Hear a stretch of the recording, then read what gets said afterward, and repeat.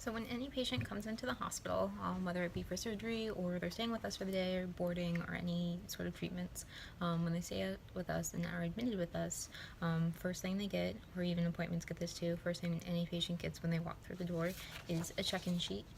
This has all their information on it and anything that they're requesting. It has goes through their signalet, so their name, age, species, breed, any markings on them. It has their previous weight, and then it has all their reminders.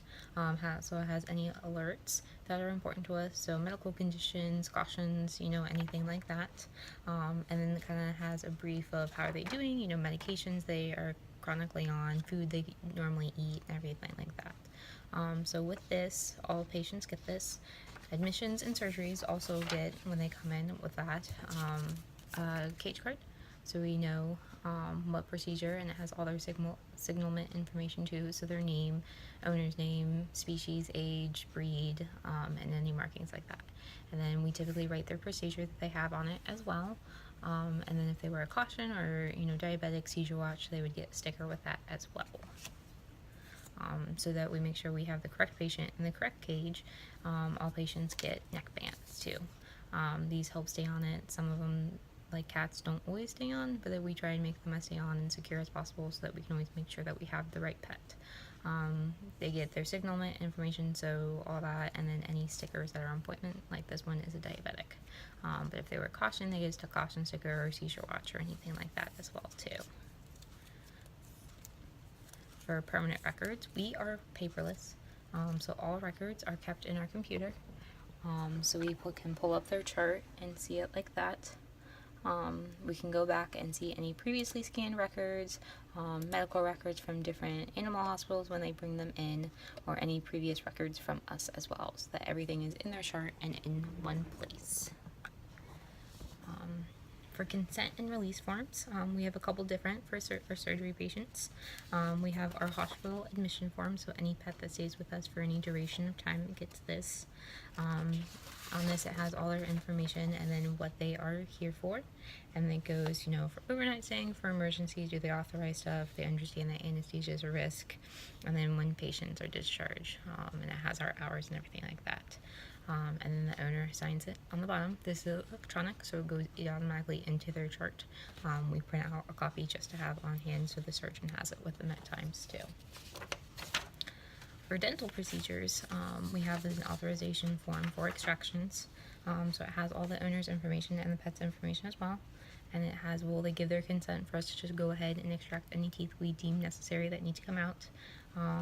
Or would they like a call for that too? Or do they not want us to extract?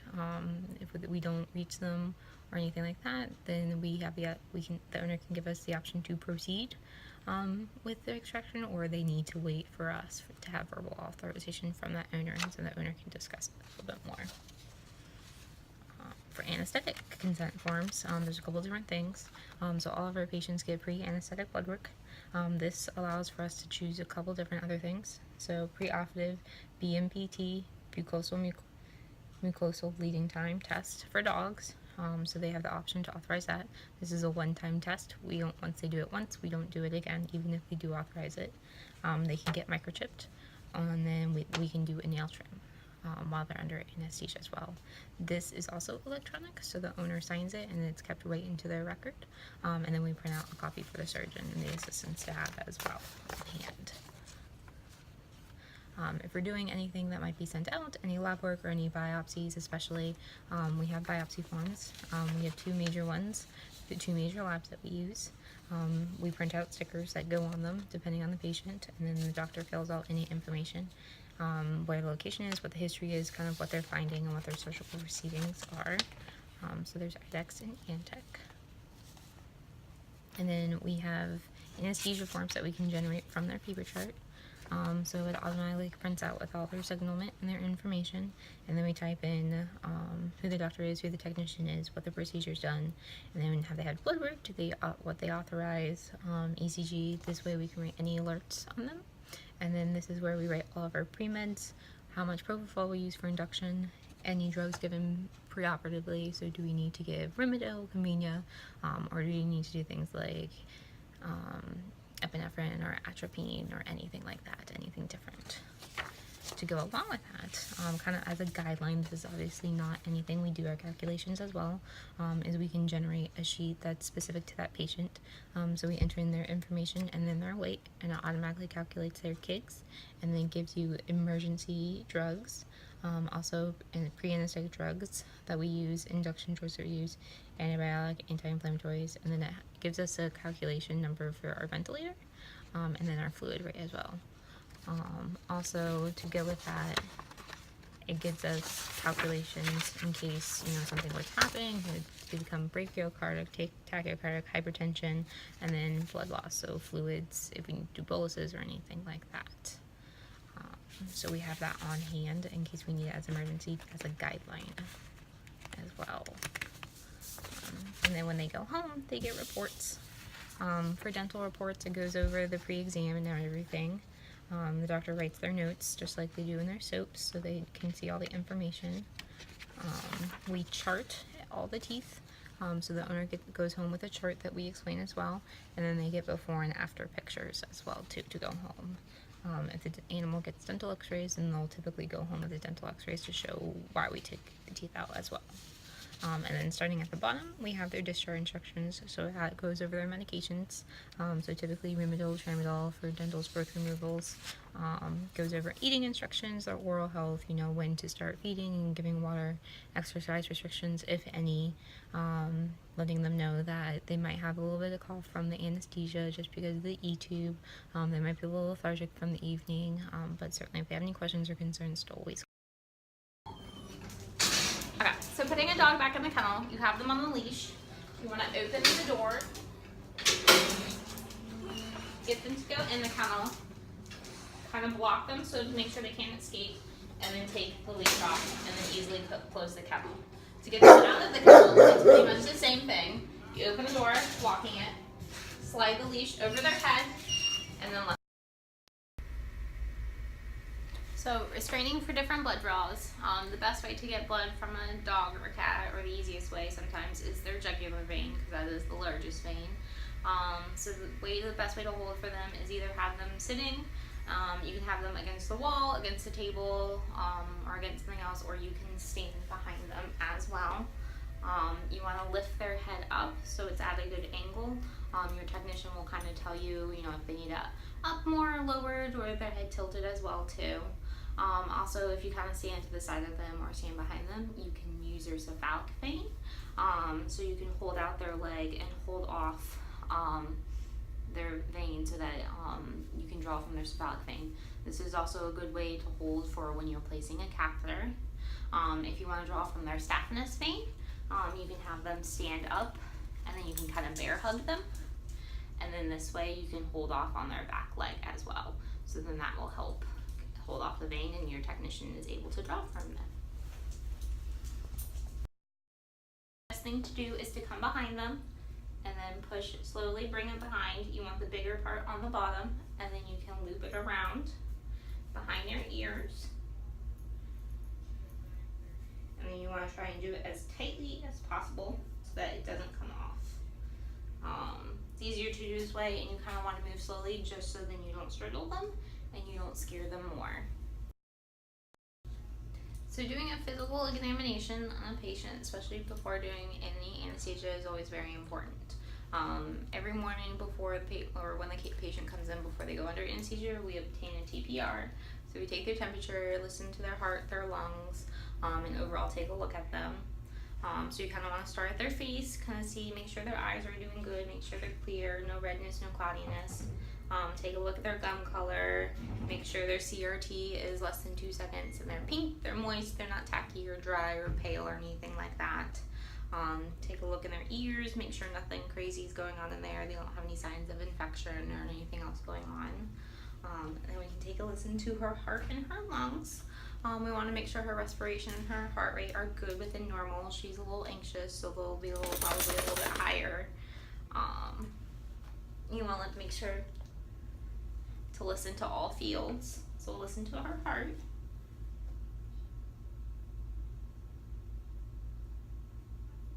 And listen to both sides. And then you want to make sure to listen to all 4 lung fields. Good.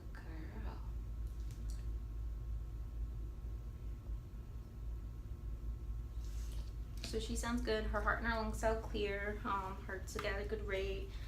Respiration's at a good rate. There's no crackling, no wheezing, or anything like that. So then you just want to keep moving back more towards her belly. Just be a little tense just because she's nervous. But you want to make sure abdominal palpation, make sure there's no masses or anything crazy going inside. Take a feel of her legs and her lymph nodes. Make sure all of her lymph nodes in the back are okay. Say, huh. And then the last thing we'll do is we'll take her temperature and make sure that's normal. Now, certainly when they're nervous, that can go up as well. But you want to make sure it's within a reasonable rate. Anything higher than really 103.5 is typically a bit of concern.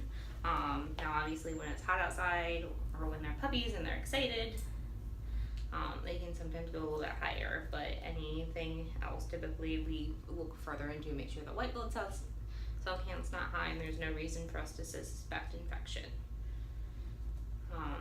While doing this, you can also feel their femoral pulses, make sure those are strong and good. You just keep on lifting your leg. And good. Her temperature is 99.5, so she's all set and ready to go for. So this is Miss Zoe. We're doing blood on her for her heartworm test as well. We are going to draw from her cephalic vein. So we're just going to stretch out her little front leg, hold off, and spray a small amount of alcohol just to help the vein stand up. Good girl. And then same thing, you always want to make sure not to feel with your thumb because that will give you false. And just tiny little poke. Boop, boop, boop. Good girl. And pull back on your syringe to get your sample.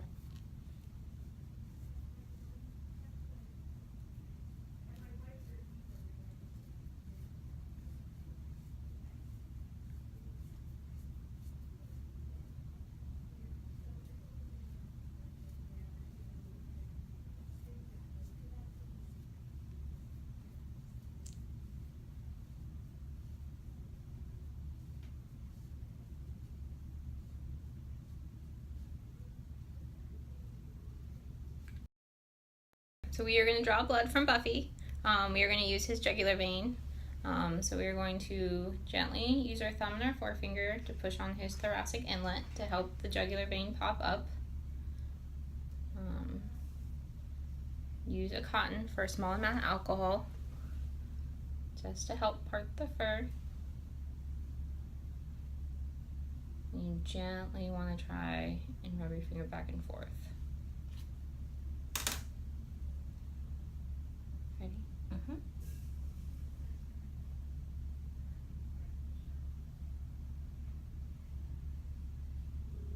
And you pull back on your syringe. And then that's how you get your sample. So this is Pepe. We are going to draw blood for his heartworm test, and we are going to draw from his jugular vein. So he has a harness on, so we're just going to use our hand to push on both sides of his thoracic inlet. And then that way it makes the jugular vein a little bit more prominent, so it's a little bit easier to feel. And we're just going to spray a small amount of alcohol just to help it stand up a little bit better. You always want to make sure to not feel veins with your thumb, because that will give you a false reading. 1, 2, 3, poke. Good boy. Good boy.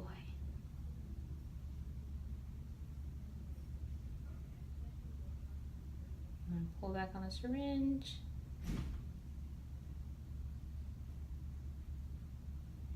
And get your sample. So Bentley is our final one for our blood draw. He is also getting his heartworm test today. For him, we're going to draw from his lateral staphnus. So we've laid him on the side just because he is a smaller dog and his legs are a little shorter. And we are going to use a butterfly to get it instead of just a syringe and needle. So same thing as before. You hold off behind the knee, and then you'll spray a little alcohol to help the vein stand up. And just a little poke.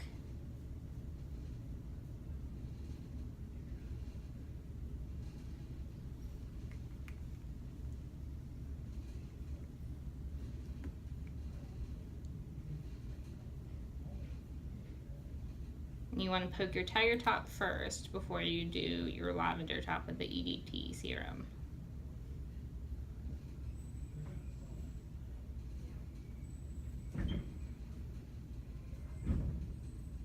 Good boy.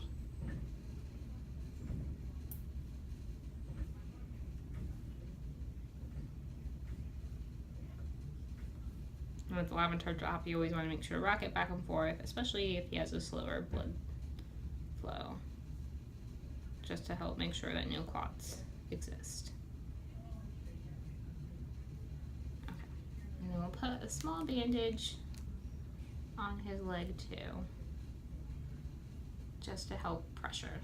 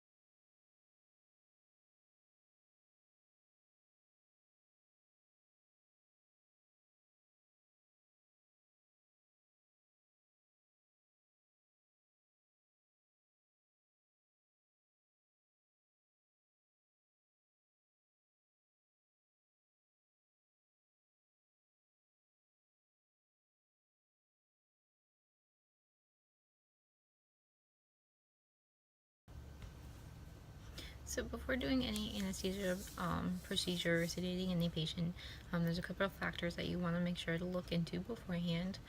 You always want to check at least their PCV and total solids or total proteins.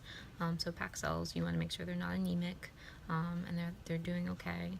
And then you also want to make sure that their BUN or ALT or ALP are stable as well. You want to make sure that their liver and kidneys are able to process the anesthesia and sedation. There's not any damage, there's not any elevation to that may cause a problem with them metabolizing the drugs that you typically would give, or seeing if you need to monitor or change your plan at any time. Doing additional work to that, if they have one of those evaluated or elevated values, you can do a full chemistry. You can do different things. If they're coming in for growth removal, you can do, especially if it's mast cell, do 3-view chest rads, make sure it's not metastasizing anywhere. Spades and neuters, or any long depth procedure that you think might have a lot of bleeding, do a PTT as well, just to check their clotting factors. Make sure there's no surprises there. And we always doing a pre-sedation ECG, so make sure the heart rhythm is okay, they're not blocking, they're not having any unknown arrhythmias or anything like that. So for our patient, Ms. Gabby, she's getting a dental and a growth removal. Her lab work is all good. All of her values are within normal limits. Her BUN was 13. and her total protein was 7. And then her ALT was 21, which is all good. Her packed cell volumes, it looks like, was 42%, and her total protein was 7.2. So all good numbers. So for her, we're just going to do a routine. She doesn't have any chronic history. Only alerts that she has was that she's a caution, so you kind of have to go slow with her. Otherwise, no known health issues, no known heart troubles, or anything like that. So we're going to use our basic preoperative sedation. So we're going to do hydromorphine and midazolam. We highlight it on the sheet to kind of just go base, and then we go back and recheck her calculations. We always highlight the max dose of propofol, so we know the max amount we can get that patient. Since she is getting a growth removal, she will automatically get remittal. We don't know about any extractions or how bad the growth is. If it looks really bad, then we might do an injection of convenia as well. Rimadyl she'll also go home with as well to help her pain. And then we always start out at 10 mils per kg per hour for fluids, just to kind of help her blood pressure stay up if it comes to any problem or if they have heart problems. Obviously, no, we go at a lower fluid rate depending on what the cardiologist says as well, too. Okay, so our anesthesia machine. First off, the basic components of it. It has its monitor. This is where all the vitals will show up. So our heart rate, our respiratory rate, our CO2, our SpO2, our blood pressure, and then it does have a component that you can connect to do a rectal temperature as well. So start off, you always want to make sure you have your Y tubing on too. This will connect from the machine to the endotracheal tube of the patient to help deliver the isoflurane or the gas anesthesia that is in this vaporizer, and the oxygen, which is the gauge right next to it too. Behind it is our absorb canister, so when this starts, this lets us know, it starts turning purple if our CO2 is getting high, it's getting overused, and it helps absorb that gas as well too. Above it is our pressure gauge. This lets us know we don't want the pressure to go above a certain amount. With that, we are at risk of overinflating the lungs and good stuff. So then inhalation valve, exhalation valve, you always want to make sure these are in the proper setting as well. And then behind it we have our fresh gas inlet and then our fresh gas outlet as well too. So this is where the gas is going in and then coming back out to the breathe. And then on this machine we have our ventilator. So this is what we use if the patient's not breathing or not getting deep enough, if they're panting a lot. We'll use this to try and help them catch mouth so that they take deep enough breaths so then they inhale enough of that isoflurane and the gas anesthesia as well. And then it adds the knobs, and then it has a smaller bellow on it for our smaller patients. If we have larger patients and their tidal volume is higher, we use the larger bellow as well to set that appropriately. So to do a leak test, we want to make sure our ventilator's on. We put the AMU bag at the end of the Y tubing, and then we turn on our oxygen to the rate. Make sure our oxygen is still on. Our bellow will start to slowly fill, and then if we want to fill it faster, we can always push this, and that will help fill it faster. So it gets to where it's full, and it's at a good rate. We want to turn off oxygen and make sure that the bellow is standing and staying where it is. So then that tells us that there is not a leak. If it starts moving, then we have to readjust the ventilator to make sure everything is in the correct spot. And if we're going to use a non-rebreathing system, so this is very big on our cats or our smaller patients we have. We take off the Y tubing, we don't use that, instead we use a non-rebreather. And then we have our canister that we use as well. So we use this as our scavenging system to collect the gas. So the blue tubing goes hooked into here, and then this is kept on the anesthesia machine on its side. And then we disconnect the fresh gas outlet on the side as well. And then insert the tubing that goes in there. So then this is our circulation for this. And And this is connected to the end of the tracheal tube, and then you get a small rebreathing bag put on the end of it as well. And then just unhook it and hook it back up so it's ready for regular anesthesia. If we were to do something and to need mask injection, we'll typically use the standard system. Depending on what we're masking down, if we're masking down, a rodent or a large dog that is just too wiggly, we'll put the mask at the end of the Y tubing and then put their face in here and do that as well. Also, if we're seeing an exotic patient or something that we need to gas down, we always have our chamber. And how this connects is it's just a hole right there. You connect the Y tubing to it, and then just gas it down that way, and turn on the gas and turn on the oxygen, and slowly the patient will go to sleep as well, too. For our oxygen supply, we have an oxygen closet at the back of the building. Every morning we make sure that the oxygen is turned on, and then we have a scavenger system which is hooked up with the tubing for our building. So the pink tubing is what we connect our scavenger system to. It goes up through the ceiling and then it connects to the anesthesia machines as well. And the green line is always for the oxygen. We have pipes that run through the ceiling from the oxygen closet that run in different parts of the portals to the building. We have another one right here that we could hook up a second anesthesia machine to. But we always want to make sure we know where these are and careful where these are. We also have an on-off switch for our scavenger system, so every morning when we make sure oxygen is on, we also make sure our scavenging system is on. This helps to make sure that the gas doesn't build up in the building and doesn't put us at risk for exposure to unnecessary gases.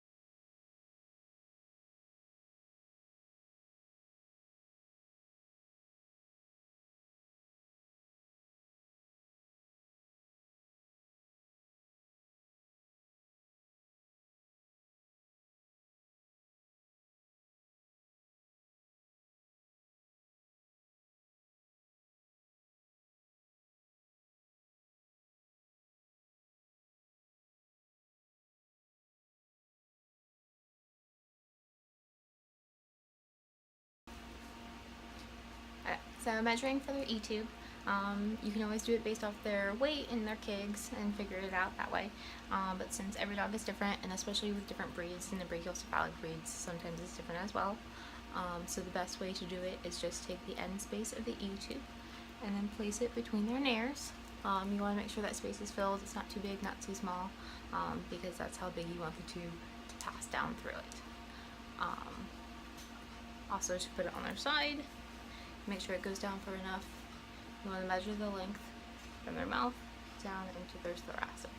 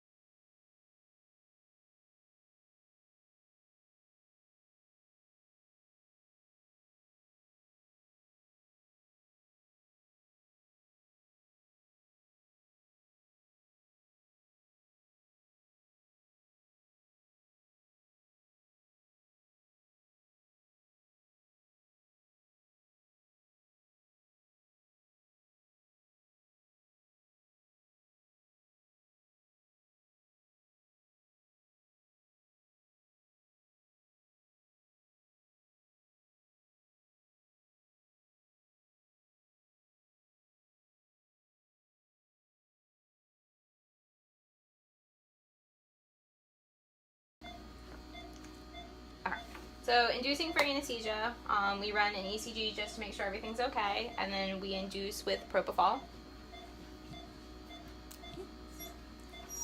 I know, you're okay. I know.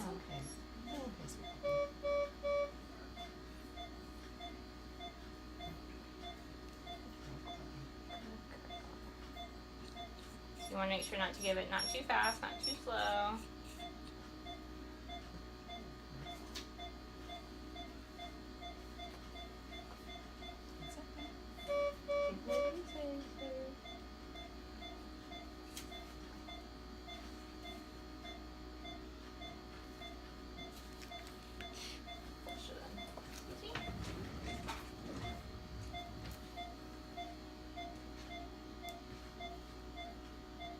Flush it through.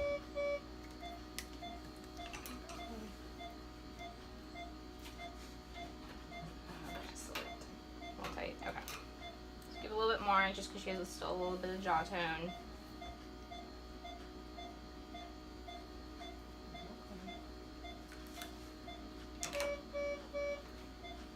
Measure your nose. That one will probably work best.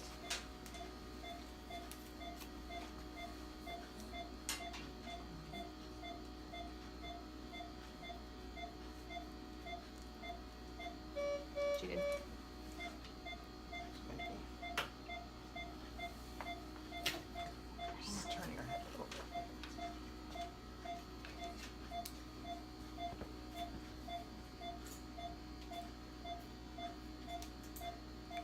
Just a titch more.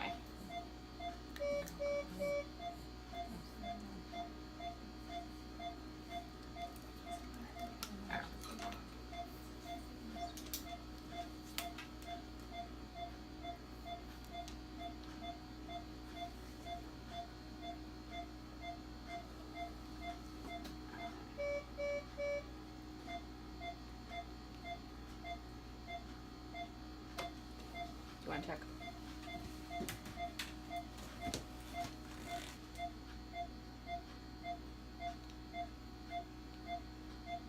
Okay, cool. Then we'll secure it with the tie.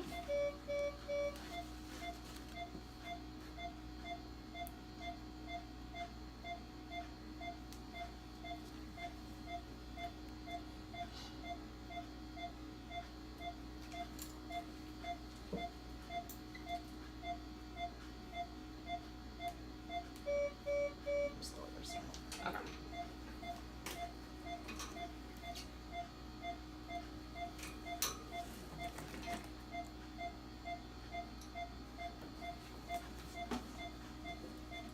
Use the inflate cuff.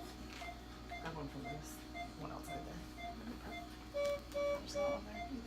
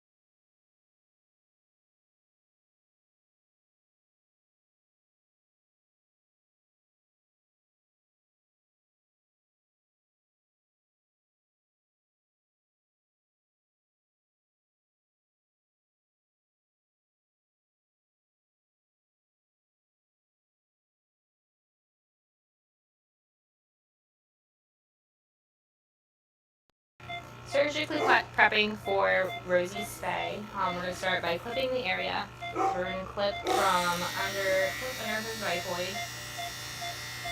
down her midline.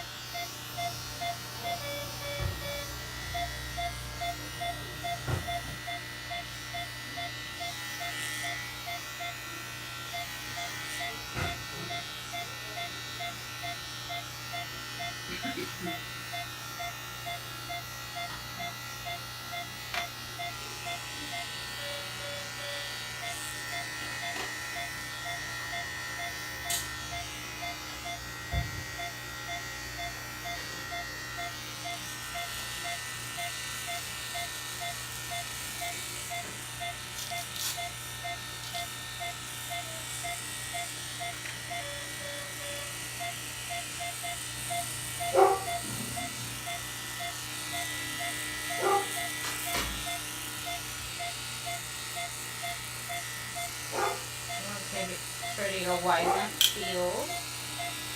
Get as much close as possible.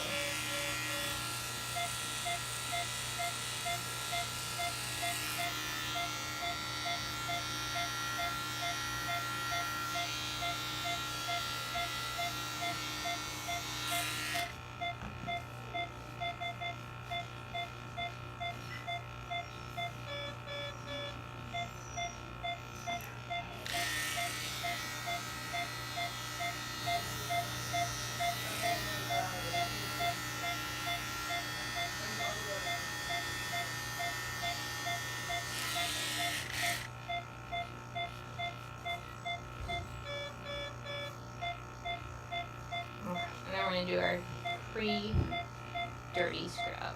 So we'll start with our Chlorhex. And it's just like you do with the catheter. Start in the middle and work your way out. And then you switch to alcohol. And you want to do this at least 3 times. And we'll do a sterile scrub once we are in surgery as well.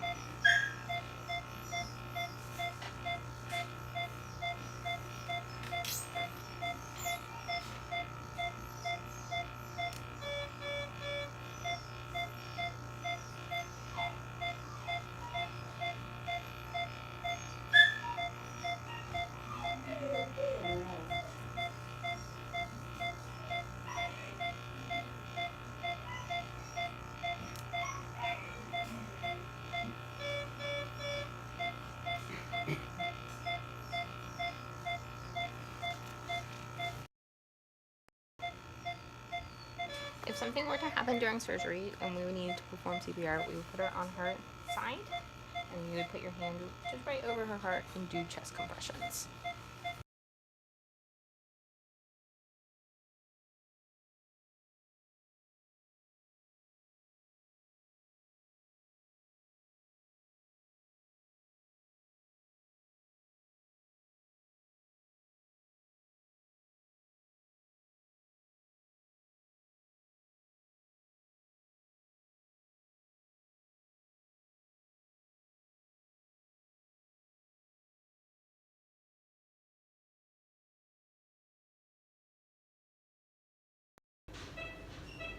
So we're going to open the pack for the surgeon. So we start, it's double wrapped, so we are allowed to touch the green, but not allowed to touch the blue.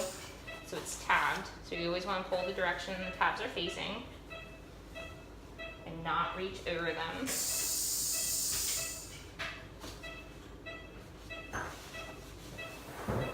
And then make sure he has his blade.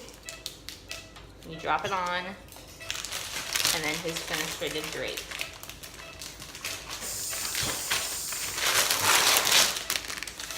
And voila.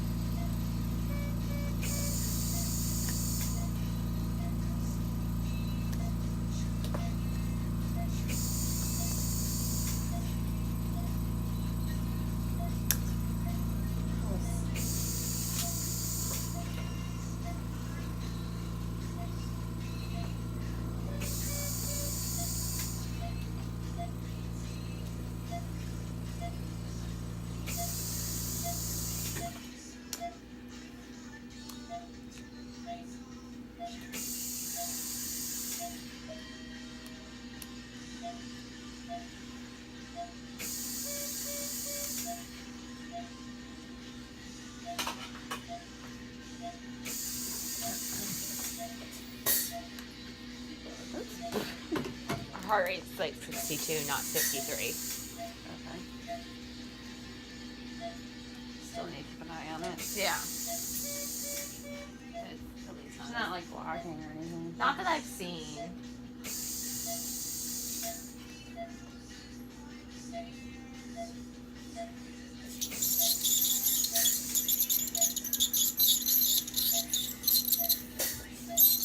She sounds good.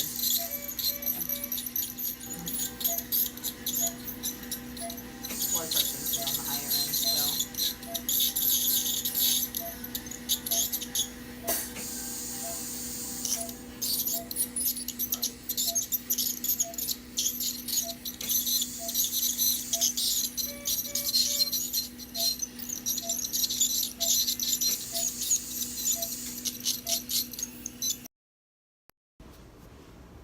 Okay, so we're going to do a surgical scrub.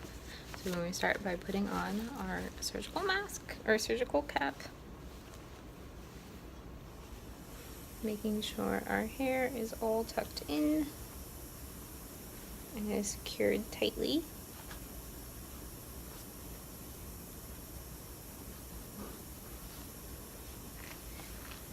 Next we're going to put on our surgical booties, both feet. These are to be only worn in and then out of the surgical suite. You don't want to wear them around the hospital afterwards, after you're done with your procedure. Possibly of contracting contaminants and bring it into the sterile suite. And then no jewelry, no necklace or anything, and then we're going to put on our surgical mask.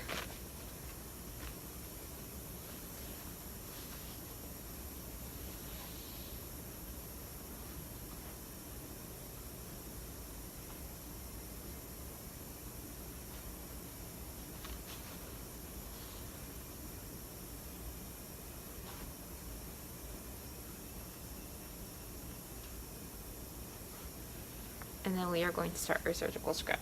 So we have a scrub brush and a towel that we sterilely open.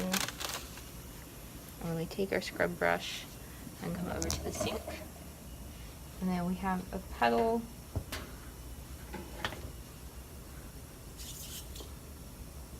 that will hook up the scrub. On the scrub, push the pedal so that we get our chlorhexidine solution on our brush. And then our water turns on by SAP3.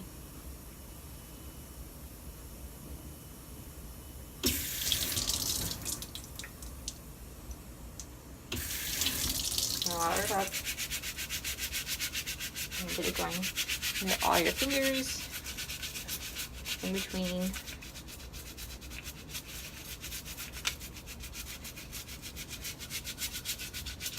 All along your hands. Up your arms. You want to do it to your elbows. And do it with the other hand as well. Get a nice lather.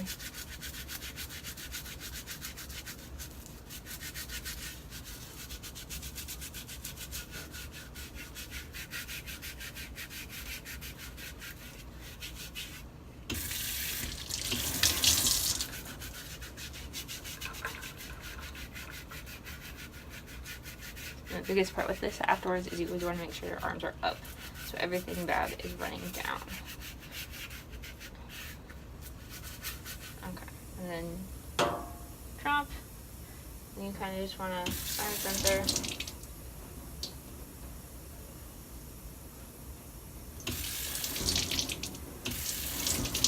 And rinse your arms.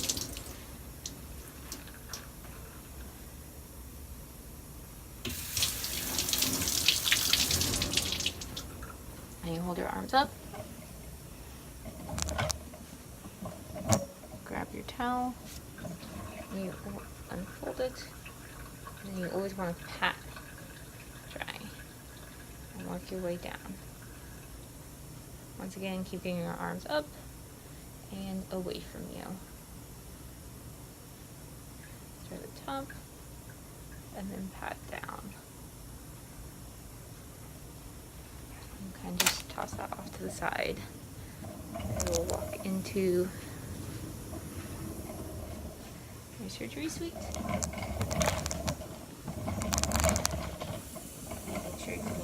away from you and up.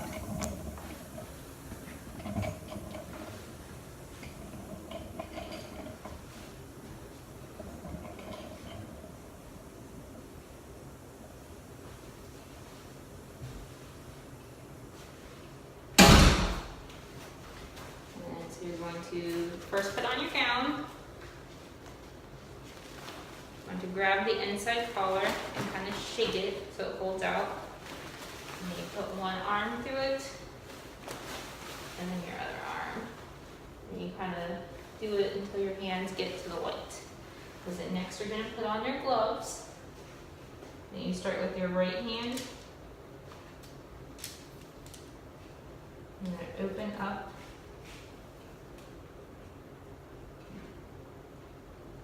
Your gloves.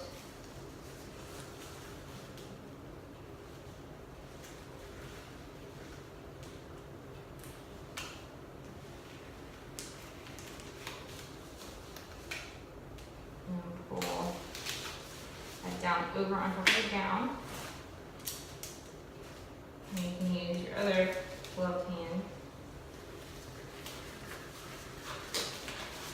and help pull it over your gloves. And then your assistant will come around and tie the back of you.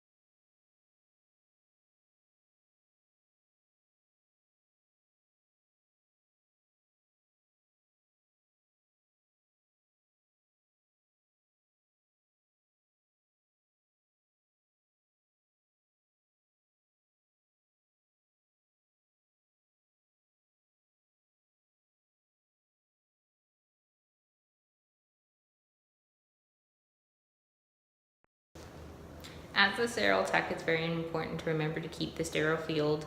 You want to watch where your elbows go. You want to make sure you're not touching too much. You're not leaning over too far. Even though you are sterile, you now have to stay within that draped area and that sterile field. The responsibility for the sterile tech is to help the doctor and help the surgeon, with whatever they need. Passing them instruments, passing them suture, holding things for them, moving things out of the way, helping them flush, irrigate, make sure there's nothing left behind, especially in bigger surgeries where you're doing gastropexies or large splenectomies. They're going to need you to help hold up the organs or hold organs out of the way, just so that they can see better and see what they're doing. And that's what's most important, is to make sure the doctor or the surgeon is able to do their job the best to their ability. Once your procedure is done, you want to make sure to definitely spot clean, take up any towels, remove any instruments that have blood on anything, wipe down anything that the patient was touched, reset the anesthesia machine to be ready for the next patient ready to go. When you're done for the day, you do the full deep clean. First thing I always do is take away all the towels, get rid of everything those. Sharps always go in your red sharps containers. That should always be on the counter, so that's where any blades, suture needles, syringes that have needles on them, or anything like that. It's also where your propofol or your excess drugs that need to be wasted go as well too. Next thing we're going to do is spray down the counters. So we use our neutral disinfectant and spray down the tray, spray down the counters, the heating pad, and then most definitely the surgical table as well. So we'll just take a paper towel and kind of go through and wipe all those down.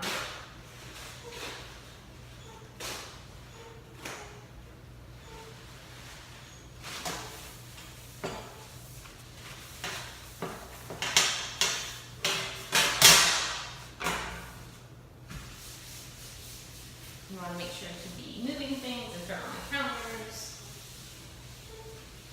so that you can get behind everything and everything. Every morning, Monday through Friday, when we do surgeries, one of the first things we do as assistants is get one of the tubs, fill it about a quarter, halfway full with warm water, and then add one of these Miltix enzyme packets. This is what we use to soak our instruments after the surgeon is done using them for about 15 minutes. Ideally they are put directly once done, but sometimes it takes a little bit, so as soon as possible, once the surgeon is done doing the procedure, they are put in the tub to soak for 15 minutes. Once that is done, then they are rinsed off and scrubbed, once again with warm water. You want to make sure you get all the crevices and all the divots, so that you don't miss anything. And you want to make sure that all the hinges are unhinged, that nothing is locked. You don't want any blood or anything escaping or staying there, so it can cause bacteria, it can cause buildup, and also more importantly, you don't want them to rest. So it's a good time to inspect them all, make sure they're still working well, and they're still functional, good instruments.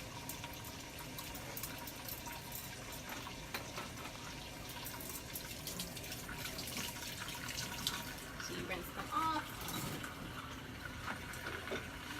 make sure all the blood is out, everything looks okay.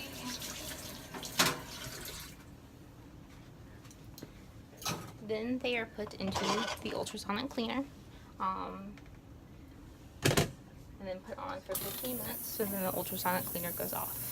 Once that is done, they are then spread to lay out on the towel, and then all hinged instruments and things are sprayed with the Miltix spray lube, and then they are left to dry. Typically it takes about also 15 minutes to dry, so it's about 15, 15, 15 for everything. And this is how you clean all the instruments.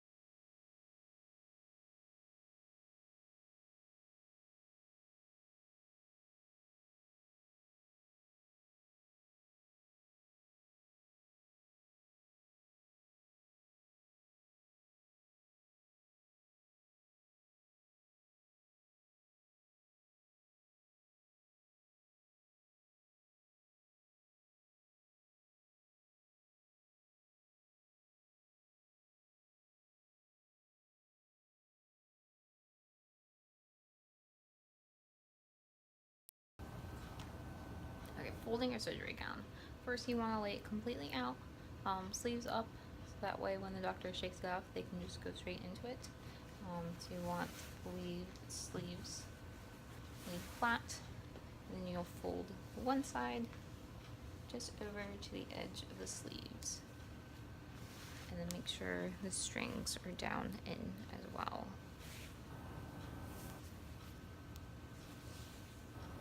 And it's kind of going to be like a big xylophone too, or accordion. So once that's down, then you'll go ahead and do that one more time. Fold in sleeves.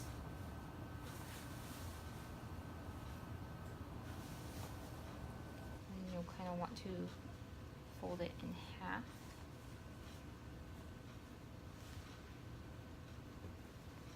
So it's fully on top of one another. And bring it more towards the middle. And then you'll start, you want the bottom at the bottom and then the top at the top. So you can kind of do in equal measurements. Fold it. I want to try and make it sure it's as tight as possible.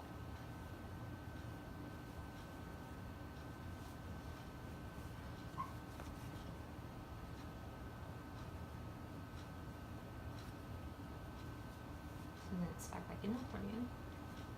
And then just like the packs, we're going to have an inner drape.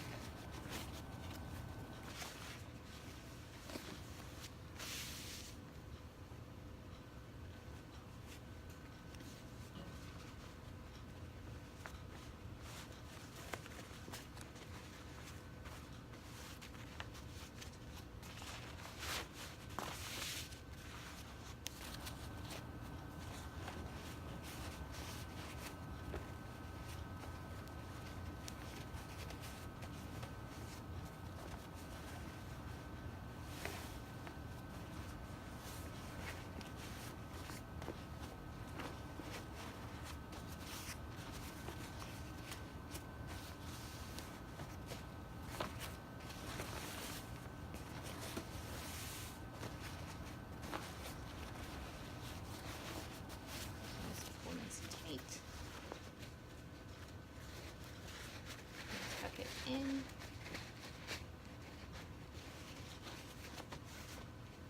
then we'll have an outer drape as well.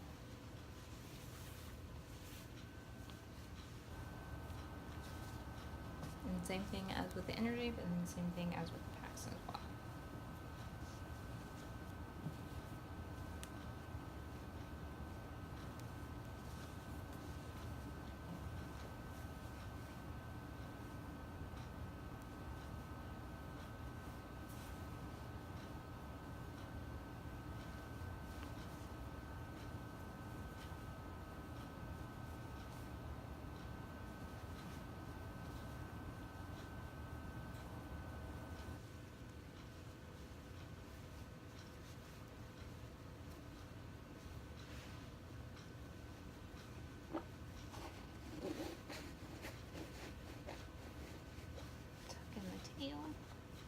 And then we'll put a label on this as well. Once again, saying what it is inside. It's a gown.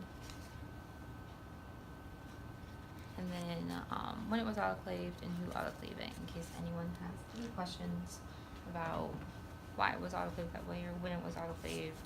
And that way you can keep track of how long it's been out of use, so you can update it and make sure everything stays up to date on the autoclave. Using the autoclave tape again, this will tell you when it comes out of the autoclave that whether or not it is actually sterile.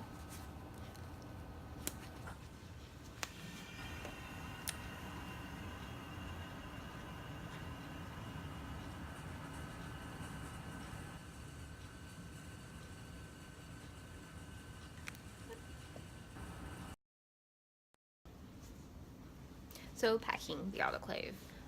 You want to make sure you never overpack it. You don't want things lying on top of each other or things being too crowded. You want things to be nice and even dispersed, have room all around it on all sides, so that they can get properly sterilized. So our autoclave is empty now. We have 2 smaller trays and then 1 larger tray. The larger tray fits our surgery packs. So we'll put those in, and they just go side by side. The bottom tray will hold one of our dental packs that we have. It's just enough room to where it's just the one that sits on the bottom, and it has enough room all the way around it. It's not squished by the top ones, and there's still some air because it's lifted, the vent's lifted a little bit on top. And then for our last ones, we'll do one surgical drape, and we'll have it laying one direction on the tray. And then we'll have two of our smaller individual instruments kind of on both sides of it, so that it doesn't overlap it. It just comes to the end of the tray that meets. One of the biggest things you want is to make sure you have enough water. So you want to make sure it's filled at least up to the green, if not the top of the green. So when you start, and then you'll shut it. This one is automated, so it's a little different than our other one over here. So for this one, all we do is just select the correct setting and then start. And we'll go for 270 degrees, and then it will fill it up with water, and then pressurize it and steam it, and then it will self-vent and then dry itself for 30 minutes as well afterwards. Our other autoclave machine is a little bit older, so it's a little different. So it has the turn handle that you do yourself, as well as the different settings. So we have our pressure gauge, our timer, our temperature, and then what it needs. So for this one, you obviously will turn it on, and it turns on. You want to make sure the temperature is roughly about 270 degrees. And then once you fill it, you do something similar to how you fill this one. It's a little smaller, so you can't fit quite as much stuff, so it's mainly more what we use for individual packed instruments or extra drapes. So then you want to do that. You want to turn it to the full water, and then wait until the water comes all the way to the edge, and then to this lip right here. Once that lip gets the water, you want to shut the door and lock it, and then put the temperature to 45 minutes. Once the timer got for 45 minutes goes off, you want to be very careful. You want to, once the fill water, you do it to steam, and then you shut the door, and then that goes for 45 minutes.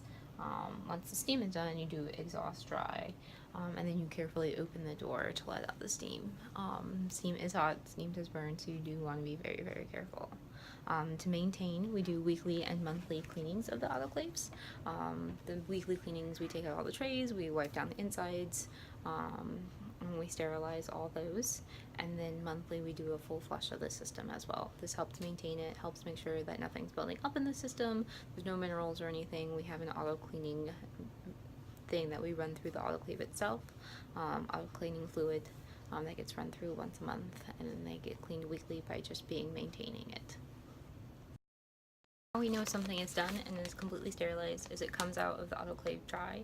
If it comes out wet, then that's not means it's not done correctly. It needs to be done again. For the packs, they have that white tape on them. It will come out and it will have the brown to black stripes across it. It lets you know that this is sterile and inside and it's fully been autoclaved. For the bags, they start off light pink and blue and look like this, and then when they come out, they change color as well. So the pink turns to the brown, and that's how you know that things are correctly autoclaved and things are now sterile and okay for a sterile surgeon to use. Okay, suture material. Used to close all incisions. There's different types. There's Epilon, Monocryl, and then Chromic Gut, PDS. There's several different types, and then there's several different operands depending on your manufacturer and everything. As far as size goes, it can go from aught all the way up to 6/0. The difference is the higher number you go, the smaller the needle is.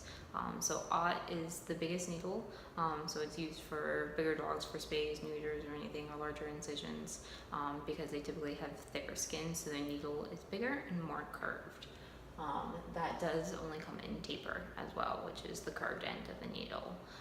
As you get to like 2/0, 3/0, you get more of your taper versus cutting. Taper again is that circular needle, and then cutting has kind of an upside down triangle. Cutting is really good for when you're suturing gums or more friable tissue, because it gives you a better grip. As far as the actual suture materials, there's big differences, dissolvable versus non-dissolvable. So dissolvable sutures are more your skin sutures. They're the ones that you can take out in 10 to 14 days, or they eventually go away, or the ones that you use in your gums. Non-dissolvable ones are the ones that you use more for your inner layer. So make sure doing your abdominal wall back together, or the ones that you want to really hold something sturdy in place. That has a thicker material and it's typically braided. They also come in different colors, so that way you can just see what it is. There's also different intestinal loops that can have suture needles at both ends of the needle or of the suture threads, that it makes it easier to do some different intestinal surgeries as well. So this is Toby. He had a growth removed behind his ear about 2 weeks ago, and so today we're taking out his sutures. It looks good, has a little scabbing, but it's all healed. Mom says he's done really well with wearing his e-collar and wearing it alone. So we'll just take those sutures out. We have our suture scissors, and since he's white, you can easily see the suture material. So you just want to hook it and cut, and then pull gently on the sutures.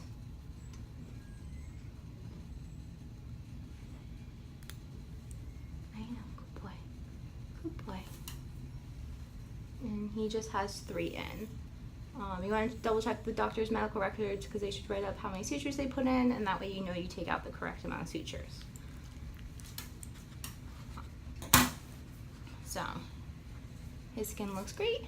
It's all healed, just a little bit scabbing, but it looks fantastic.